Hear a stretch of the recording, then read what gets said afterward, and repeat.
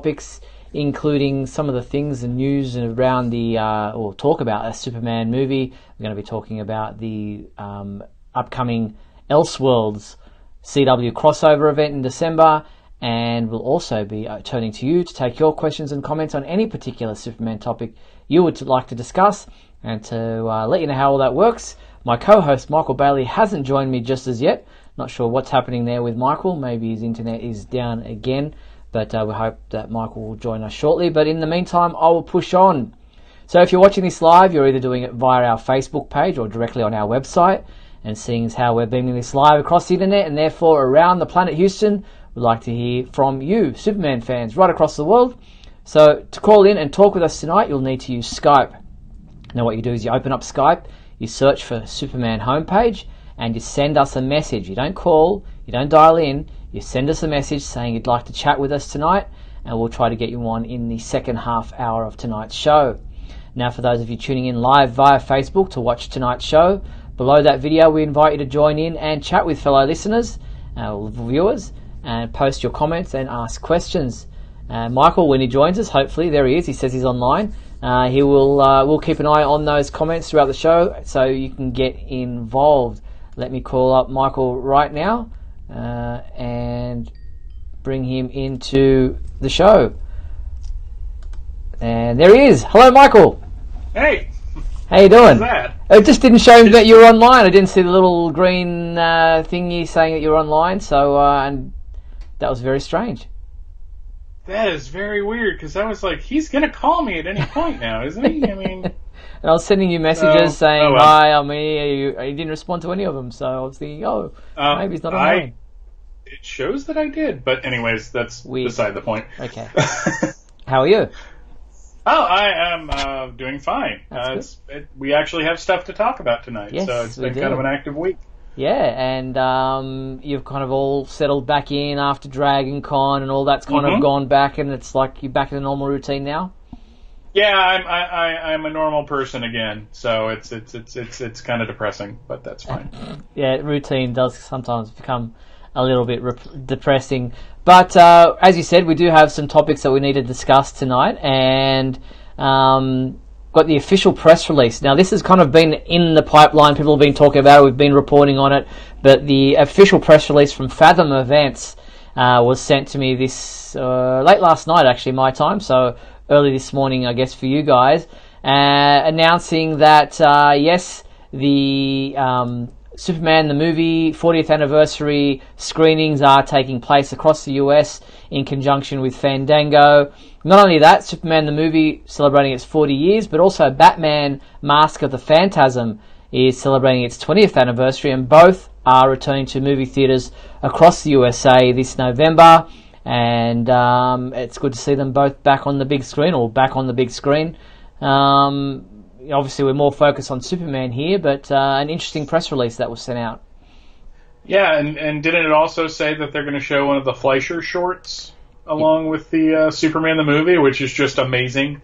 Well, it kind of takes me back to my childhood when, probably showing my age a little bit here, but before most, main, movies were being shown, they would show a little animated cartoon before the main feature. Instead of endless commercials and endless trailers that they do now, you would actually get something of interest, and that was a little animated feature, a cartoon, might have been a Bugs Bunny, it could have been anything, but it's usually just a little animated feature before the main feature. And I guess that's kind of like what they're doing here with, which one is it? One of the Fleischer animated cartoons of Superman. I think it's... Isn't it the Mechanical Monster? Yes, the Mechanical Monster will be shown before Superman the movie, with screenings across November 25th, 27th, and I believe there might be another date if you go onto their website. But at the moment it says Sunday, November 25th and Tuesday, November 27th at 2 p.m. and 7 p.m. And then the Batman Mask of the Phantasm is on one night only, Monday, November 12th at 2 p.m. and 7 p.m. local times. So you can either head to fathomevents.com or you can go to our website and click on the link to Fandango to purchase your tickets for either or both of those showings. Yes, very much looking forward to it now, especially since they're going to be showing the Mechanical Monster, which I, like you, I love those Fleischer shorts. Well, I love the first couple. They get a little woolly towards the end of the run when Fleischer's actually stopped doing it and it was taken over by Famous Features. That's right. I believe is what they called themselves. Yep. So, but yeah, I really also like the image that you're displaying right now, or have been. Just a really good shot of Chris flying towards the camera, but with that old school Superman the movie logo still looking really good. So this is it's something to be thankful for right after Thanksgiving here in the United States. And before the Batman Mask of the Phantasm, they're going to be showing the Looney Tunes animated short Rabid Rider, starring Wile E. Coyote and Roadrunner. So that's another little animated feature before the main feature. And it says, there are no bigger superheroes in the world than Batman and Superman, and these incredible cinematic adventurers are true movie milestones, said Tom Lucas, Fathom Events VP of Studio Relations. He says, Fathom Events is honoured to be working with Warner Brothers and DC to return them to the silver screen for their anniversaries, and we can't wait to share the excitement of these movies with fans of all ages.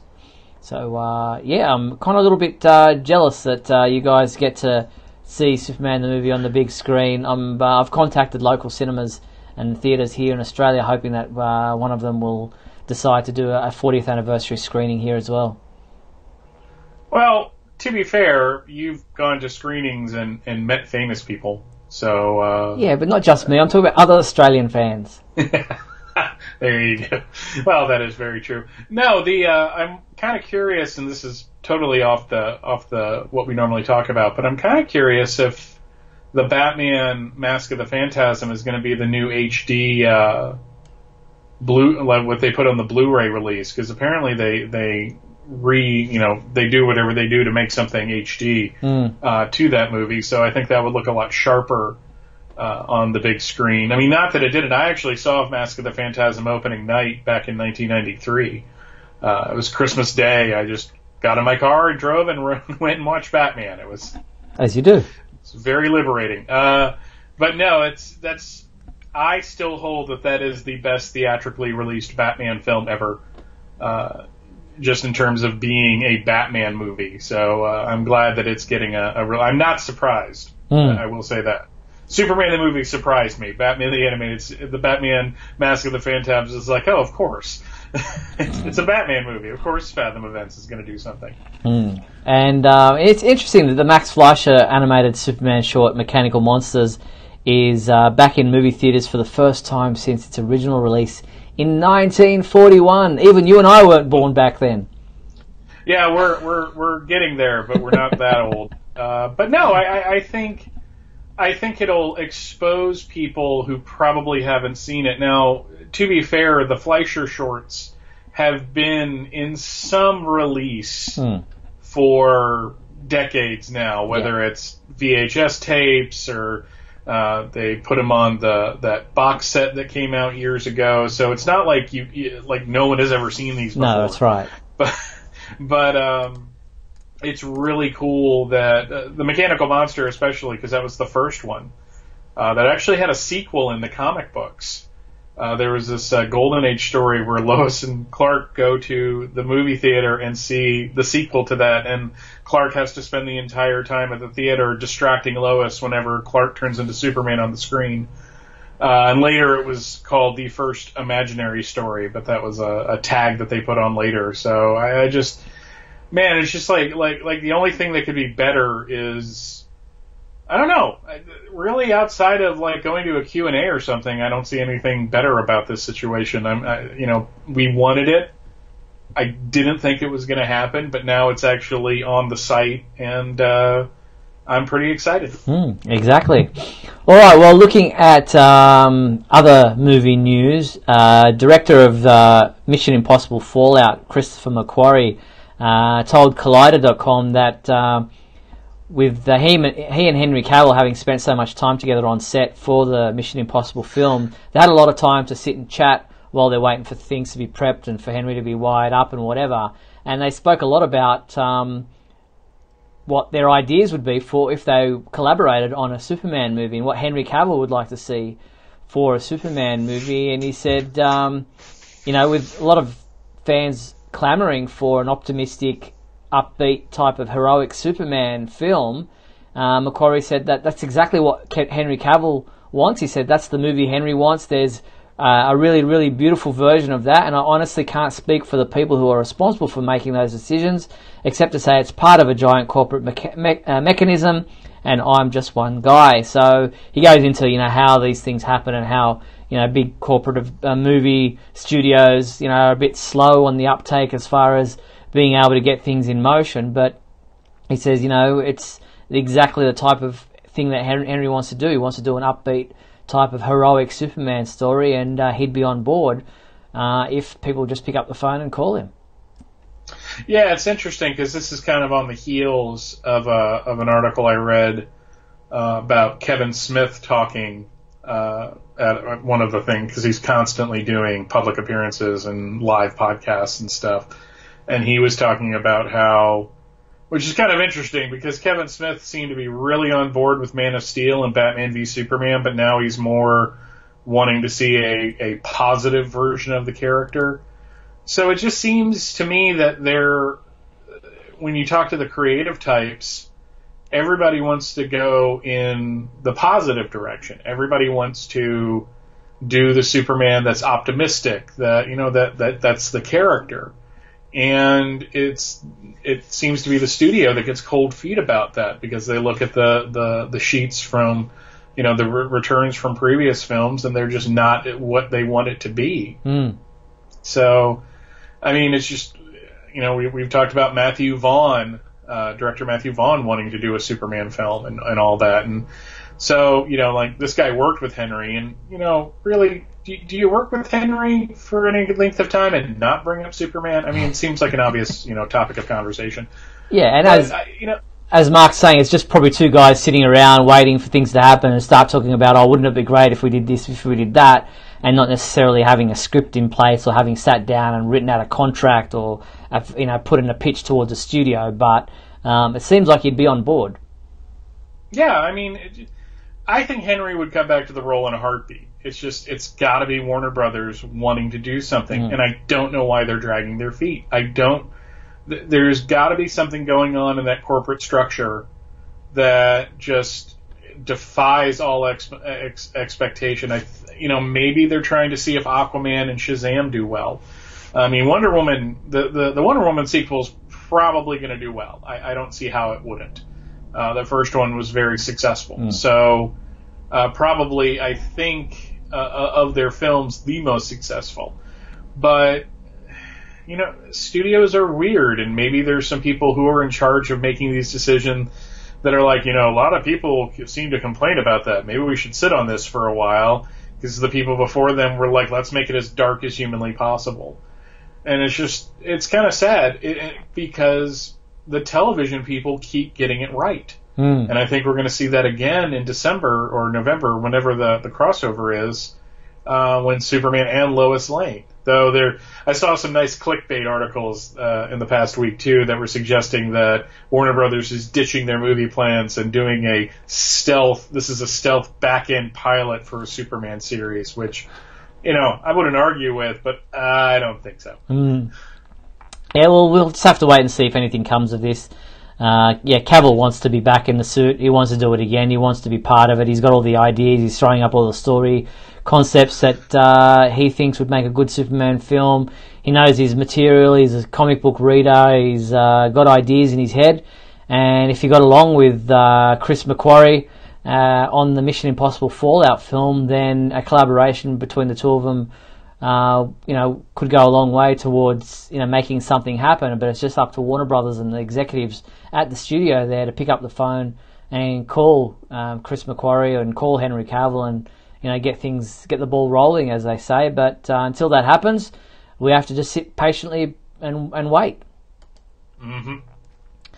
Now, looking elsewhere at Superman movie news, Nicolas Cage just keeps popping up everywhere, and in an interview with The Guardian, it was kind of put to him that, yeah, hey, look, Henry might not be involved anymore. Would you, now's your chance to get back in the costume. And he kind of patted his belly and said, I think my Superman days are long gone. But when they suggested to him that he might make a good villain, he said, oh, that would be great. I'd make a great Lex Luthor. Now, it's just a throwaway line. There's nothing really to it other than him kind of, giving up the idea that, yeah, he'd love to be involved. And I think he plays villain roles really well. I mean, if you've seen Face Off, you know how kooky and crazy he can get. But, and his hair's receding, so, getting a bald cap on him or shaving his head probably wouldn't be a bad look for him. But I could definitely see him.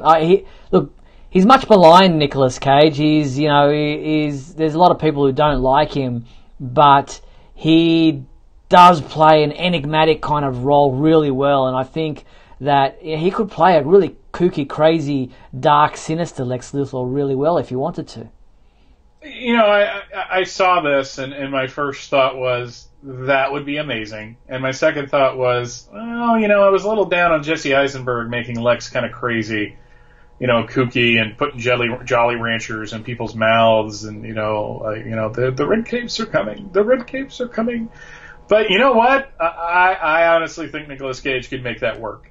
I think you're absolutely right. He is very underestimated as an actor because he's done a lot of really bad movies over the past 10 years because he got into some financial trouble, apparently. This is what happens when you buy Action Comics #1. And wouldn't it be great to have somebody in a Superman film that actually owned a copy of that? I'm just throwing that out there really quick. But, I was watching actually a video with him over the past week. They have there's this web series where they sit down with actors and have them talk, for a few minutes about a bunch of their roles. And I was watching his, and it was just kind of fascinating to hear his process and how he gets into a character. So I think with the right script, and, he's obviously got the will to do it, yeah, why not have Nicolas Cage as Lex Luthor? I mean, he can't be any worse than Jesse Eisenberg, as I alienate a bunch of people. Mark says, funnily, that next Nicolas Cage wants to play Lois. So, he's had his hand at Superman, he wants to try Lex, why not? I'm not down with that, but that was funny. It was funny. That. Yes, and next Cosmic Book News will run with the story that Nicolas Cage wants to play Lois Lane. Yeah, Cosmic Book News, making every other site look better just by being them.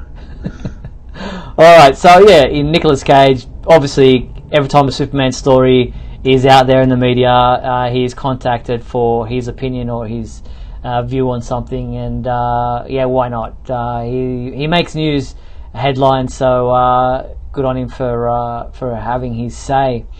All right, continuing with movie news, and we discussed Henry Cavill already, but Jay Oliver, who was a storyboard artist on Batman v Superman, just can't let go. He just wants to continually throw his hat into the ring and give his opinion on things and kind of answer to the questions about the movies that he's been involved with. And as far as Batman v Superman: Dawn of Justice is concerned, he threw up the proposition that, as far as he understood it, Batman suffered from PTSD, and that the name Martha was like a trigger for flashback memories for him. That when that much maligned scene of him with his foot on Superman's throat, and he says save Martha. And then he goes, why did you say that name? It's interesting because what he comes up with kind of makes some sense, but it's also a little bit far-fetched, and if that was the way it was intended, then why not just show it that way in the movie instead of making us guess it or what have you. But he is of the opinion, as I said, that Martha is a trigger, and that Clark, Superman, knows that Bruce Wayne is Batman, knows that it's a soft point, a touch point, and says, instead of saying save my mum, says to him save Martha because he knows that it'll resonate with Batman. I don't know. it's funny because the Martha scene is kind of like a Rorschach test for this film. Mm. If you buy into the world that the writers and Zack Snyder created for this, and you buy into the idea of who this Batman is, and we're seeing a Batman that's 20 years into his career, and he's, like he said, suffering from PTSD, and, Superman knew about that, I can buy that. If that's the explanation, then you can see Superman, Clark, in doing his due diligence on researching Gotham, he probably would have uncovered that Thomas and Martha Wayne were killed. He finds out that Batman's Bruce, so, that's all. Here's the problem with that. It's all undercut by the fact that the fight should never have taken place in the first place.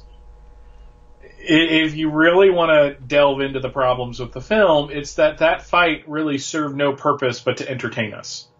There was no reason that Superman couldn't have hovered over Batman and said, "They have my mother." Could have said Martha right then. Would have had the same effect. Would have snapped him out of it. And and gotten after Lex and saved his mother sooner. But no, we have to have the big fight where Batman knocks Superman around because apparently that's what everybody wants. Or that's what they told us. It was just... I get what he's saying, but it's just like, dude, let it go. The movie got made. It's not like this was an unmade production and you lost out on it. You got to make this film. I'm sorry that Justice League didn't turn out the way you wanted and this grand vision of Zack Snyder didn't get to continue, but man, just let it go. We're still talking about it. It's been almost 3 years. Good point. Yeah, exactly. There's been a movie since then. Like you said, there's been Justice League since then, so stop trying to explain a movie. And if you need to explain it, then you didn't do the right job in the first place. It's like telling a joke and you have to explain the punchline. If people didn't get it, they didn't get it. Fair enough. And not everyone is going to get things. And, I've been into a movie and come out with like, wow, this is amazing. This is fantastic. Did you see that? Did you see that? And then you get it. And I'm sitting, the person next to me goes, oh, I didn't get it. What was that all about? It's just like some people get things on a certain level that others don't. Some people read into things. Other people just want to go check their brain in at the door and walk in and sit and just watch a movie and be entertained without having to actually figure things out. I think what you're trying to say, Steve, is that some people can read War and Peace and come away thinking it's a simple adventure story, and some people can read the ingredients of a chewing gum wrapper and unlock the secrets of the universe. I was dying when it hit me. As I was saying it, I knew that's where I was going. That's exactly what I had in my mind, but I was like, I'm going to get the quote totally wrong. So I'm glad that you did that. But yeah, it all comes back to Superman. Even when we're talking about Superman, it comes back to Superman. I was about to say, no, that was, oh man, I'm almost crying. That was funny. That made me laugh. All right, well, let's push on to the TV side of things.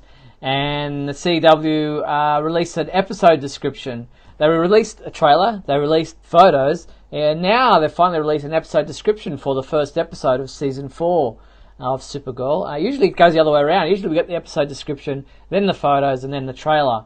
But the description reads, Hope versus Fear.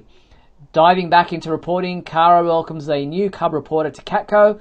Meanwhile, James and Lena argue about James's impending indictment for acting as the vigilante guardian, while Alex and Brainy struggle to get in sync at the DEO. Supergirl is called into action when remnants of the anti-alien terrorist organisation Cadmus try to assassinate pro-alien leaders, but their endgame turns out to be much more sinister than she expected. Jean relishes his peaceful new life, but an outing with an old friend causes him concern. It sounds exciting. Sounds like it's going to be a good season premiere. That's a full-on packed description paragraph there. It's just like they've left. They you don't even have to watch it now. To go over. So yeah, a lot happening. And as you know, Supergirl returns with American Alien, which is the title of this first episode of Season 4, on Sunday, October 14th. So we are literally less than 2 weeks away from watching the first episode of Season 4 of Supergirl. Looking forward to it. Yeah, I'm just kind of glad that I have an extra day to watch it now. Usually Sundays are easier for me. Yeah. Because I'm home. Because of when we close on Sundays. So I'm actually kind of happy about this because now I don't have to sit there. Because I gotta admit, last year I was stressing a few times trying to get it watched before we did this. Yeah. So I'm with you. Having that extra day up your sleeve to watch it will make it just a little bit more comfortable to be able to take it all in. Now, you were talking about the upcoming crossover and the fact that we will see Superman and Lois Lane in this December 3-night event. And they've told us now that with an image, this image I'm about to bring up here, it will be called Elseworlds. Now, if you're wondering what that means, where Elseworlds comes from, why it's a title that might resonate with people, Elseworlds was the name that was given to stories in the comic books that were placed outside the regular DC Universe canon. What if stories, if you like. Some of the more famous ones, some of the ones you might know of are Superman Red Sun, which Supergirl Season 4 will be taking some inspiration from. Other ones like Superman Speeding Bullets, and of course Kingdom Come was probably the biggest Elseworlds that you would have heard of. Steve, come on, Superman Incorporated. It's yeah. Just one of those seminal Elseworlds. It's funny because I was looking through comics of DC books from the year 2000 for something I'm just doing for my own amusement. There was like 15 Elseworlds every month. I was just like, wow, how did I afford all of those? Because those things were like $6 a piece. Yeah, they weren't cheap. Doing it this way, I mean, they've already done kind of, they have alternate worlds already. So the Elseworlds idea isn't that out of bounds. It's a good hook. They already have the logo. I'm excited just on a number of levels because I don't think they wanted to try to top what they did last year. Because last year was virtually flawless. Just the way they presented the event, how everything was connected. Even if you were watching Supergirl, you weren't dealing with like an episode of Supergirl, you were dealing with the overall story. I think doing this and kind of taking it back, but having things like Batwoman and Lois Lane makes it just as exciting, but the stakes aren't as high, but that doesn't mean it can't be a good story. So I think this was kind of a really good move, and then, hooking it with a well-known brand, or at least something that used to be well-known. I think this was a really smart move on their part. Now, it's interesting because along with that announcement of the Elseworlds title, the CW also announced that LaMonica Garrett, I'm probably mispronouncing that, but he's been in Designated Survivor. He's been cast in the role of the Monitor, and I'll let you give a little bit of more background about this particular character. Well, the Monitor was a character created by Marv Wolfman for what became Crisis on Infinite Earths. Originally, he was going to be this character called the Librarian, who basically cataloged all the heroes' abilities and sold that information to villains. But once they hatched what eventually became Crisis on Infinite Earths, he became this like enigmatic cosmic character who was watching from the satellite and occasionally helping heroes, occasionally helping villains, but ultimately trying to save the multiverse, or as much as the multiverse as he could save, from the Anti-Monitor. He died in the 4th issue of Crisis on Infinite Earths. Grant Morrison, back in 2009-ish, kind of brought the concept back for Final Crisis, where at that point DC had 52 Earths, which I think the CW verse has 52, and that every universe had its own Monitor, and that they would all meet at this giant enclave. But no, just having that character, I doubt I mean, I want him to go for the cornrows because I think that's an interesting look, but I doubt we're going to get like the shiny armor and the purple cape that's on the screen right now. So, and that's the actor who will be playing him, which is pretty good visual casting. Yeah, I was about to say, you put that facial hair on him and put him in a great outfit. That would be great. I wonder if he has like a really deep voice too, because that's how I've always kind of seen the Monitor, as having like that voice, that gravitas in it. So that's great. And they've also announced that George Perez, who along with Marv Wolfman created the Monitor in that classic Crisis on Infinite Earth story, he'll illustrate a sketch of the Monitor that plays a prominent role in the crossover story. Awesome, very good. Always good to get George some work. Yes. So, looking forward to seeing what they do with this crossover. There's, as Patrick in the comments is saying, that there's some speculation that they'll possibly, through this story, merge the Earths into one. And so Superman, Lois, Kara, Supergirl will be part of the same universe, and they won't have to do that whole, traveling across the multiverse thing. But I find that a little bit hard to believe, because the Flash really kind of leans on that whole multiverse thing and having an Earth 2, and the what is it, the Wells, the Congress of Wells, or whatever it's called.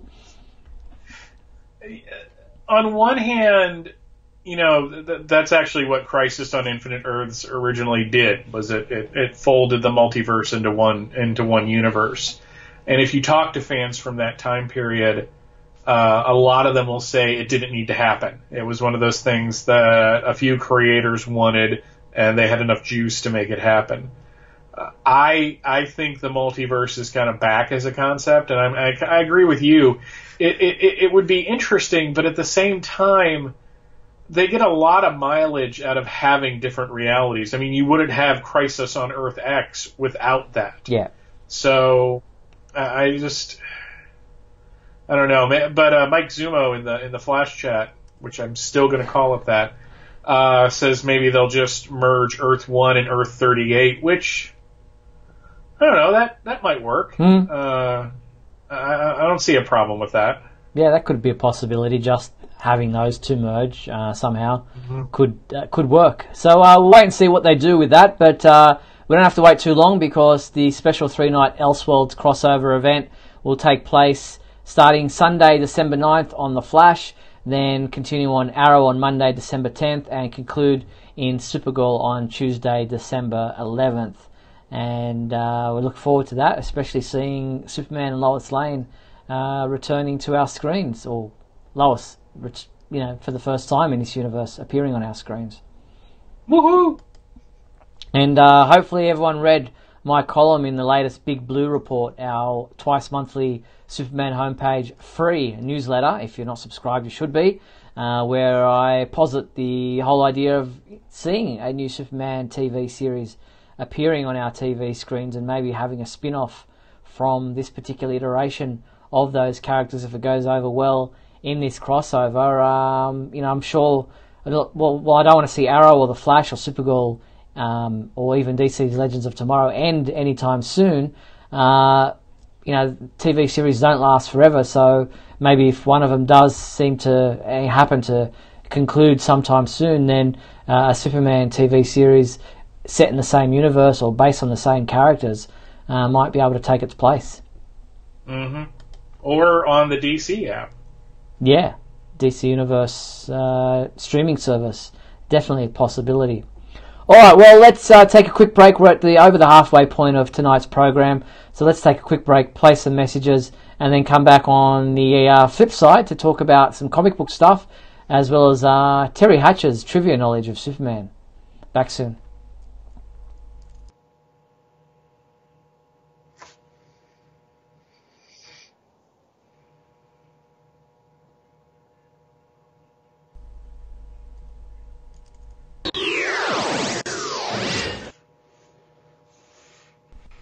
We'll be back in a moment with the exciting climax of today's episode. So stand by.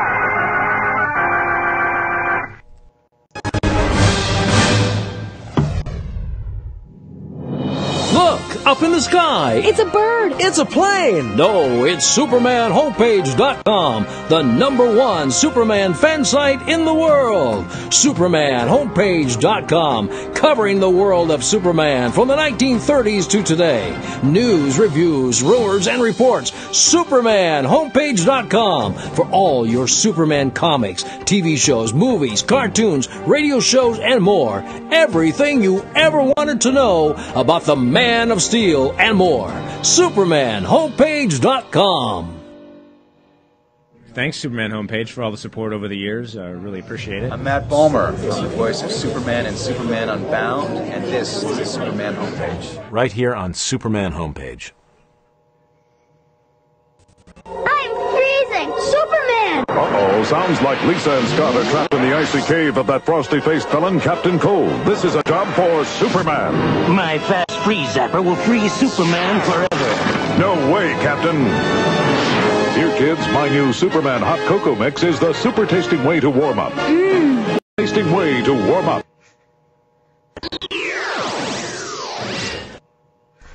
And we're back on WGBS TV Live, brought to you by SupermanHomepage.com.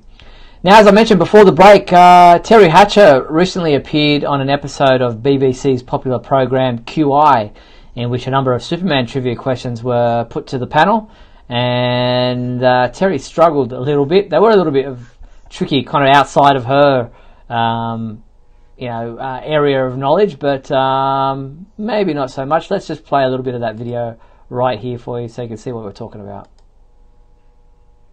Ignorance. Fingers on buzzers, please. Okay. What does the S on Superman's chest stand for? Love that noise.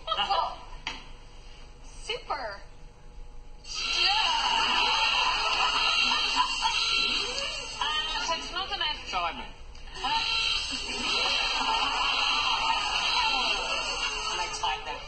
So in the 2013 film, Lois Lane actually asks, I don't know why I'm telling you.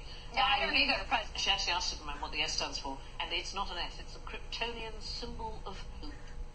It just looks like an S by coincidence, apparently. I should have known that. You should have known that. Yes. What is, okay, let's try one you should know. Superman's real name is, of course... Jor-El. Oh, it's Kal-El. Oh, Kal-El. Right, you're Yes. right. Jor-El's the dad? Yeah. Look at me. I'm the least Superman knowledgeable person. How many episodes did you play Lois Lane? Clearly not enough. So there you have it. Clearly not enough. But, yeah, I mean, I think the guy on the other side of the panel kind of tripped her up with, he started to say Jor-El, and she just grabbed hold of that and went with it. Yeah. Was it fair? I mean, really? I don't. Having her on and asking the Superman-related questions obviously makes sense, but at the same time, she's an actress. It doesn't necessarily mean she's an expert on the character. So, I think it was a little unfair, but it was fun. She went on the show. Yeah. So. And she obviously took it in her stride and had a bit of fun with it. So, I don't expect... it's nice when the actors get into the knowledge of the background of the character, like Henry Cavill has done and Brandon Routh has done, and they really sink their teeth into the source material. But for many of them, and especially with Hirsch, it's been 25 odd years since the series has been on television, since she's played Lois. It's a role in a series of roles that she's played over her career, and she's spent more time playing other roles on other TV shows that she doesn't get asked about as much as she did in the 4 seasons that she played Lois. Yeah, I mean, Desperate Housewives was a popular show, but I don't think we're going to be celebrating its 25th anniversary when that rolls around.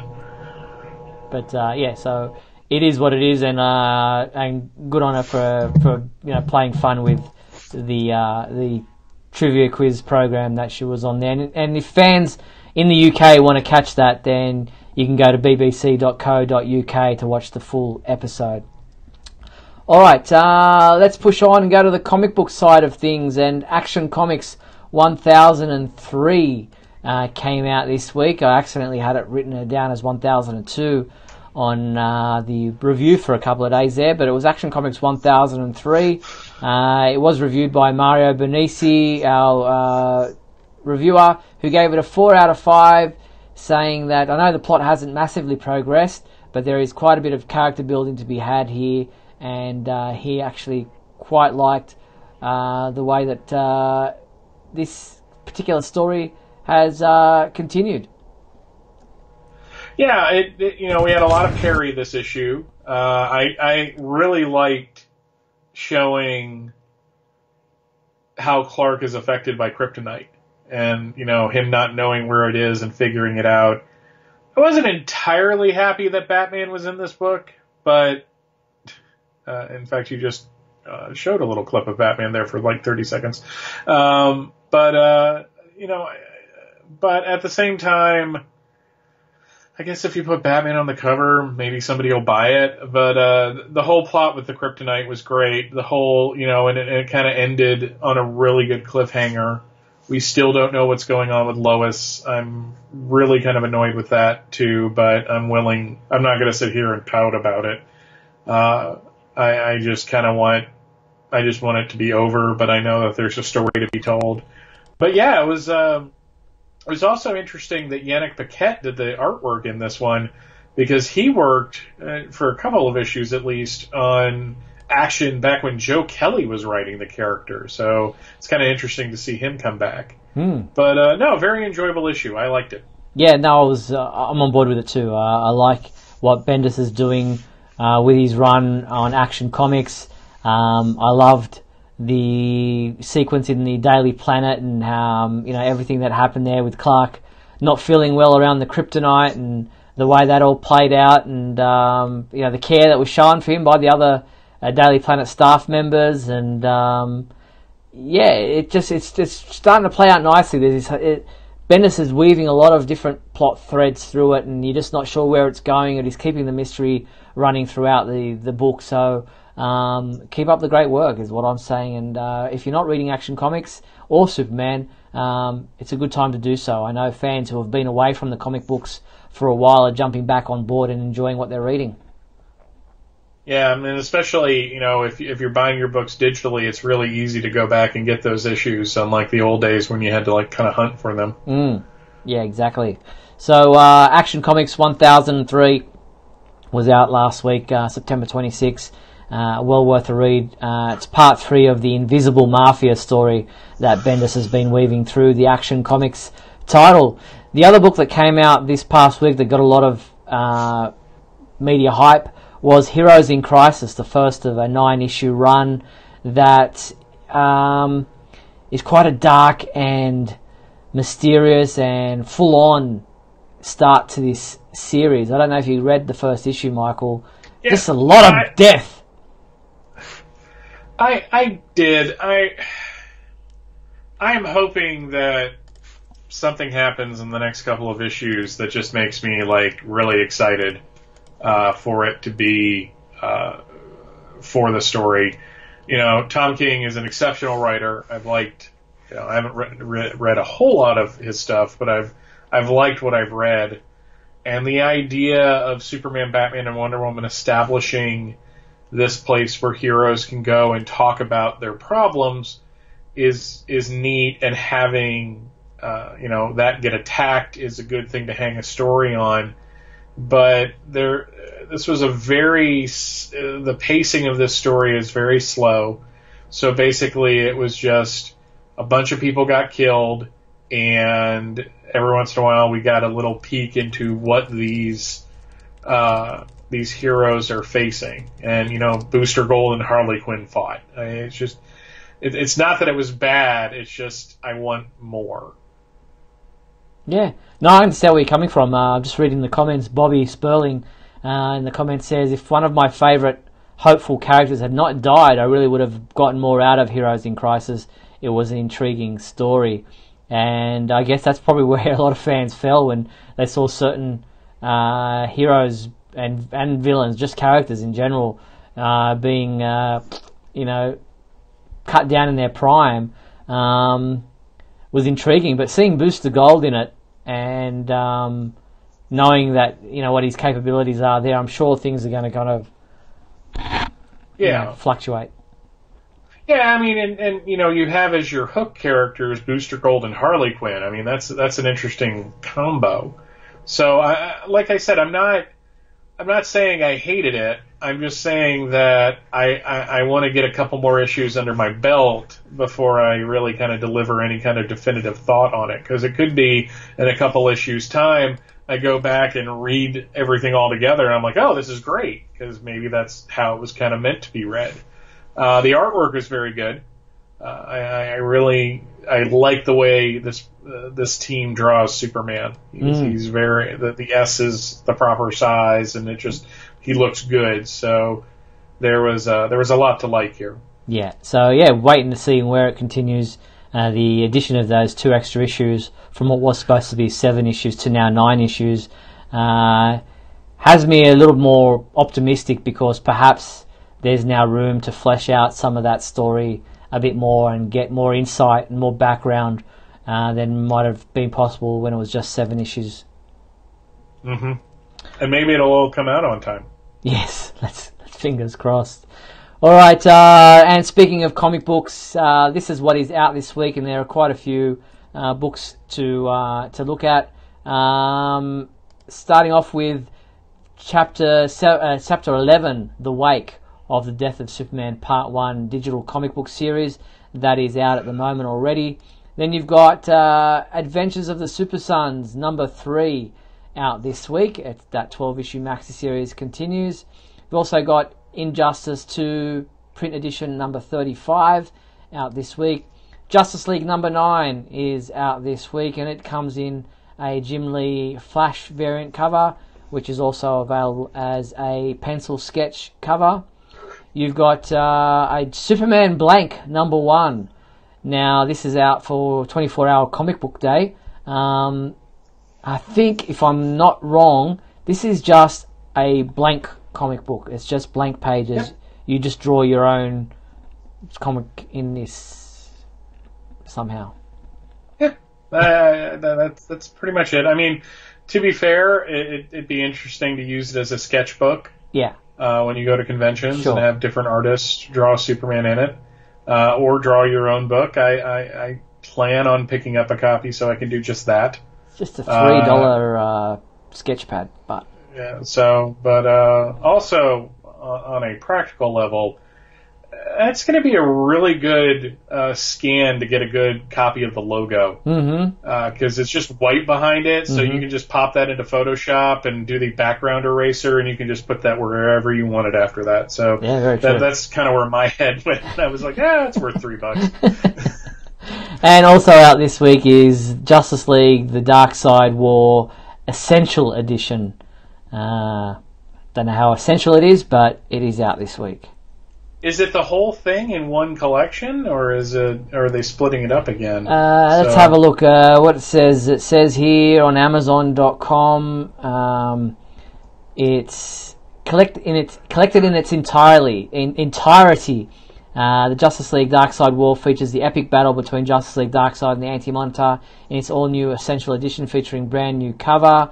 It includes Justice League Sneak Peek number 1, Justice League number 40 to number 50, and Justice League Darkseid War Special number 1.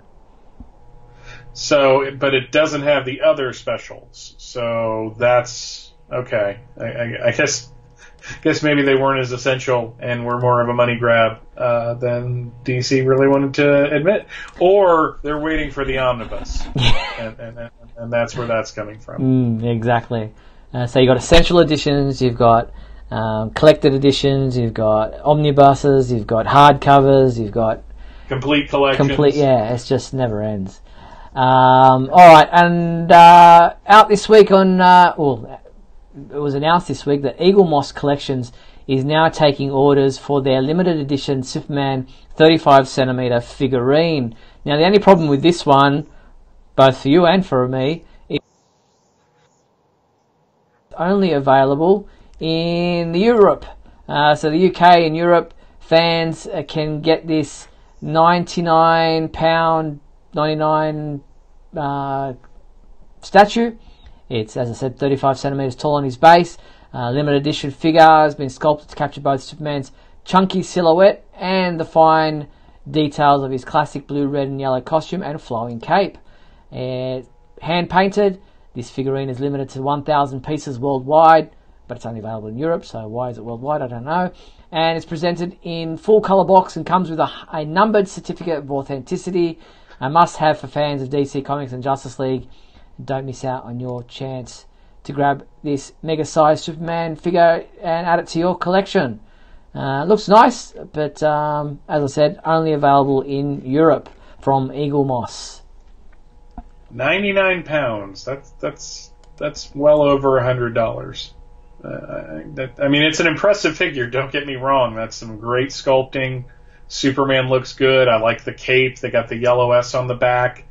So, like all the boxes are getting ticked off. But as we keep talking week after week, I keep putting out these expensive things that I can't buy. That's really nice.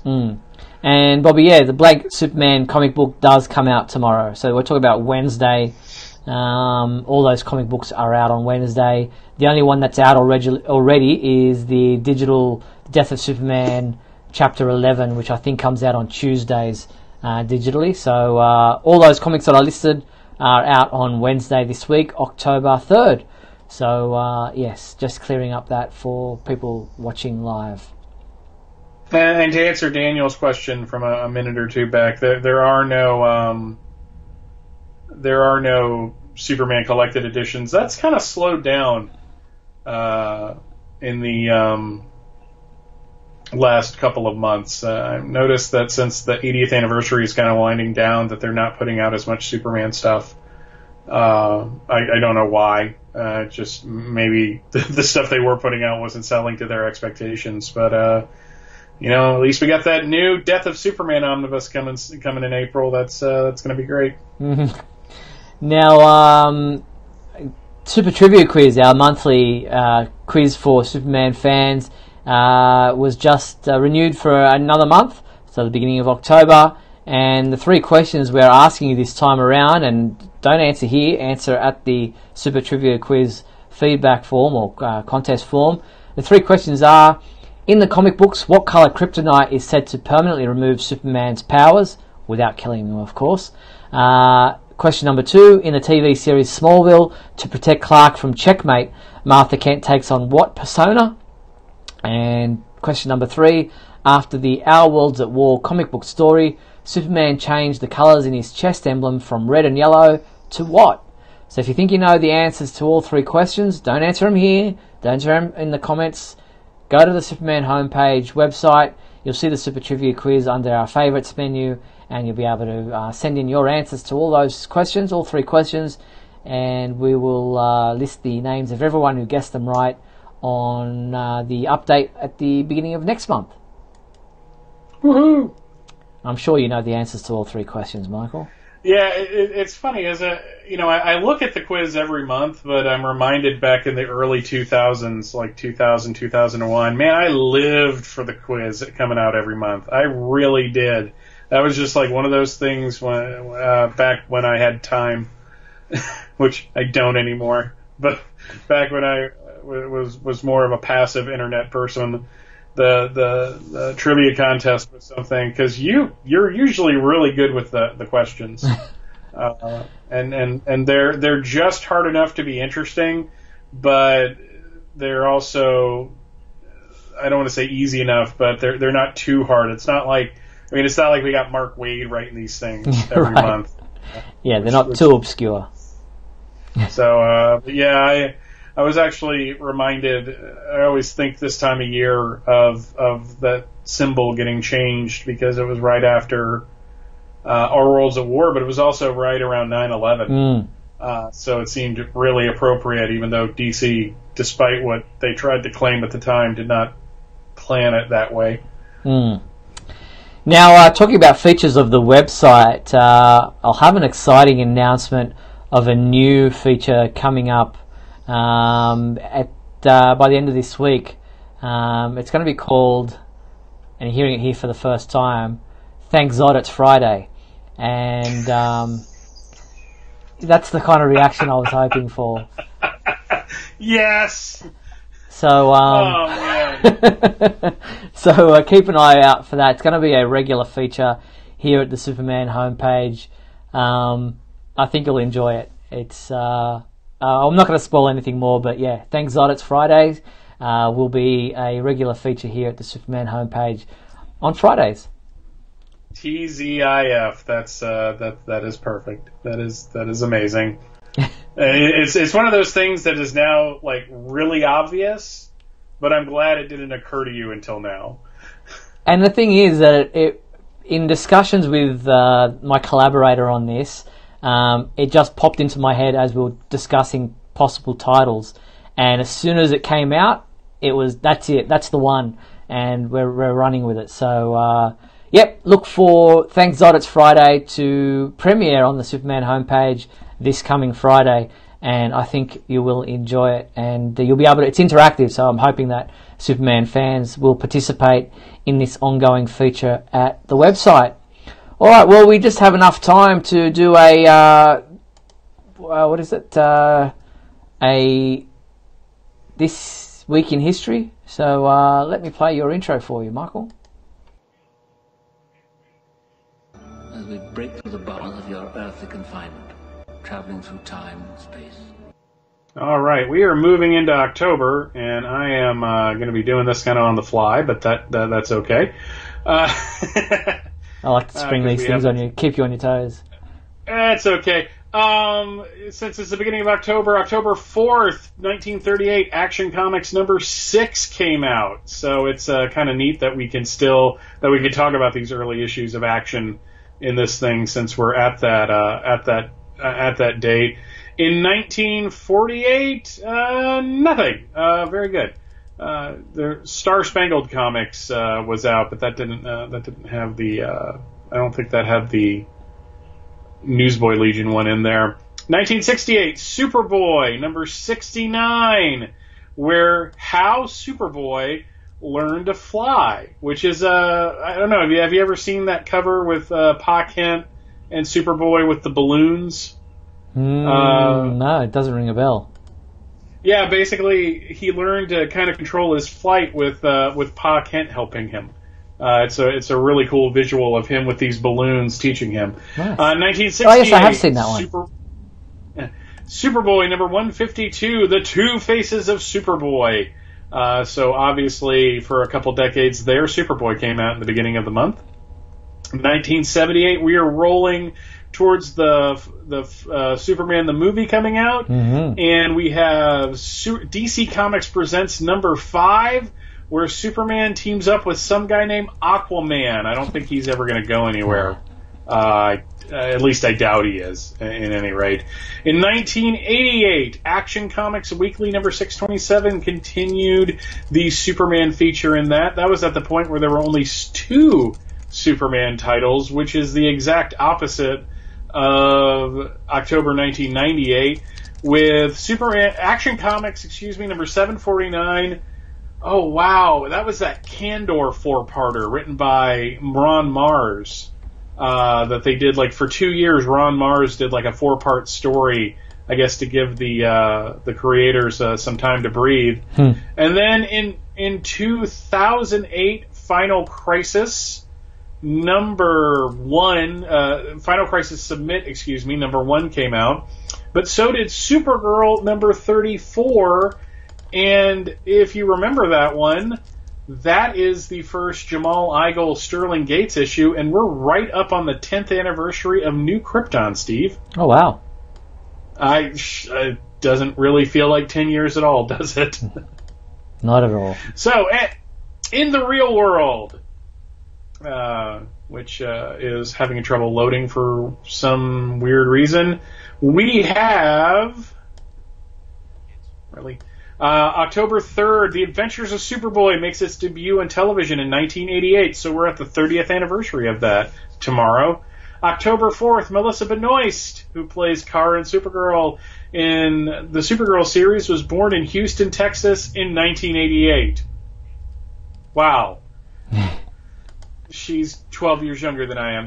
makes me feel really old. On October 6th, Britt Eklund, Lara in the Superboy TV series, was born in Sweden in 1942. And it's also the birthday of former Superman editor Mike Carlin. And on October 8th, Kirk Allen was born in 1910. So there you have it. That is This Week in History. So thank you for that, Michael. And that brings us to the end of tonight's program. So before we do sign off, I'd like to thank everyone for watching WGBS TV Live. And big thank you to everyone in the comments on Facebook there for participating in the show. And a big thank you to you, my co-host, Michael Bailey. Thanks, Mike. Pleasure as always, Steve. And a huge thank you to our sponsors and patrons, Tina Murray, Douglas Meacham and Henry Bernstein. And if you want to sponsor the Superman homepage, please head to patreon.com/Superman homepage. You too can be a sponsor for as little as $3. The complete 1 hour video of tonight's show will remain on the Superman homepage website and our Facebook page if you'd like to watch it back or perhaps miss part of the show. But we'll be back next week, Tuesday, October 9th at 7:30 p.m. Pacific Daylight Time. And a reminder to Australian fans and people down under in this Southern Hemisphere that daylight savings does kick in here Sunday night, Monday morning, so be sure to notice that this show will move an hour forward. So instead of 12:30 p.m. for me, it'll be 1:30 p.m. So take a note of that. I had it wrong last week. It's this week that is happening. But we'll see you next week. Until then, be sure to check out supermanhomepage.com for all your daily news updates on everything surrounding the Man of Steel. I'm Steve Eunice on behalf of myself and Michael Bailey. Thanks for watching WGBS TV Live, brought to you by supermanhomepage.com.